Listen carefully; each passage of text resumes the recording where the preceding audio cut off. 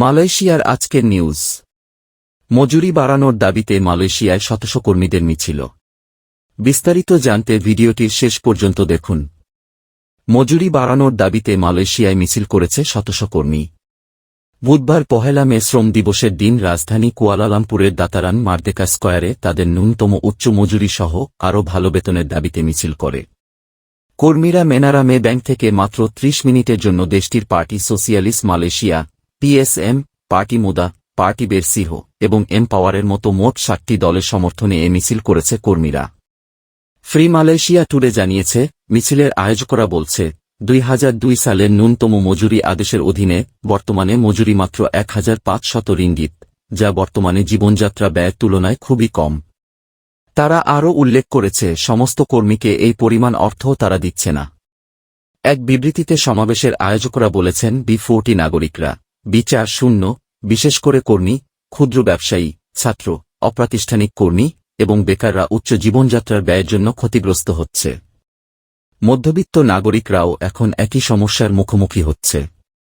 তাদের দাবির মধ্যে রয়েছে ন্যূনতম ২০০০ রিঙ্গিত মজুরি করা।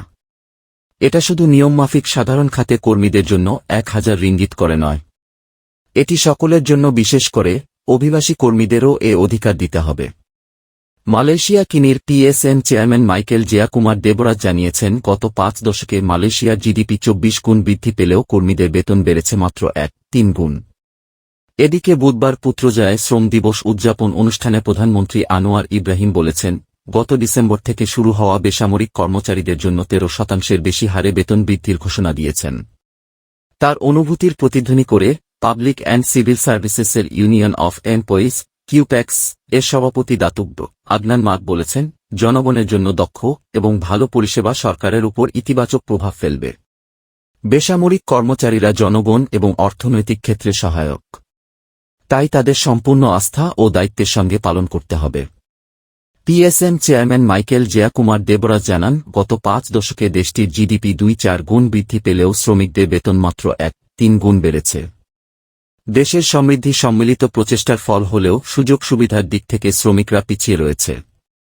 এদিকে পাবলিক সার্ভিস বিভাগের মহাপরিচালক দাতুক শেরিওয়ান আহমেদ দাহলান আব্দুল আজিজ বলেন, বেতন বৃদ্ধির ঘোষণার সাথে সামঞ্জস্য রেখে সব বেসামরিক কর্মচারীদের উৎপাদনশীলতা ও দক্ষতা বৃদ্ধি করতে হবে। ১-২ বছরেরও বেশি সময় ধরে মজুরির কোনো সংশোধন করিনি।